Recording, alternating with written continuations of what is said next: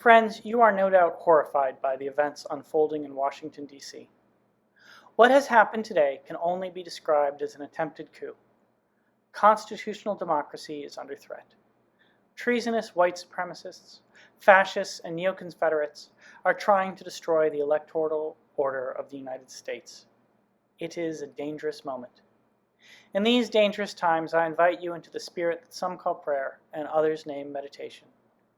Pause. Breathe in. Breathe out. And reflect upon what you can do in these times.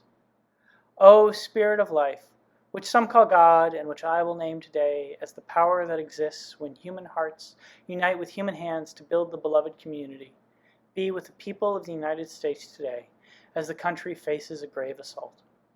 Open the hearts of the traitors who have stormed the Capitol so that they might recognize that they have betrayed the Constitution and the United States in their attempt to overturn an election.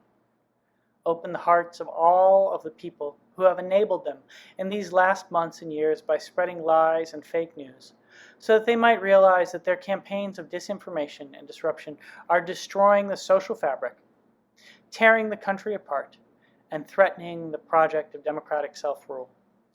But, O Spirit of life, rise up most strongly in the hearts and hands of those who would protect constitutional democracy. Be with the elected officials from the Houston area who have been brave enough to speak out against treason and to work to preserve constitutional democracy. Protect John Cornyn, Lizzie Fletcher, Al Green, Sheila Jackson Lee, and Sylvia Garcia. Be with the leaders of Congress who have insisted that the Constitution be followed and a peaceful transition of power be ensured. Nancy Pelosi, Mitch McConnell, and Chuck Schumer. Be with the Vice President of the United States, who has decided, despite enormous pressure, to follow the Constitution, to do his lawful duty, and oversee the certification of the Electoral College. Most importantly, Spirit of life, move in the hands, beat in the hearts of every person who is committed to democracy. Help them to remember that democracy ultimately means that it is the people who rule, and that it is the people, which means you and I, who have been blessed with the power to decide who shall and who shall not govern. Help us to remember, help us to recall that the people of the United States defeated the white supremacist traitors of the Confederacy, the fascists of Mussolini, and the Nazis of Hitler. Help us remember these lessons so that today, in this moment of crisis, in these times, we might also find the strength, the clarity, the power within ourselves to name, to speak out against, to oppose, and to ultimately defeat the fascists, the white supremacists, and the neo-Confederates who are now attempting to destroy the constitutional democracy of the United States.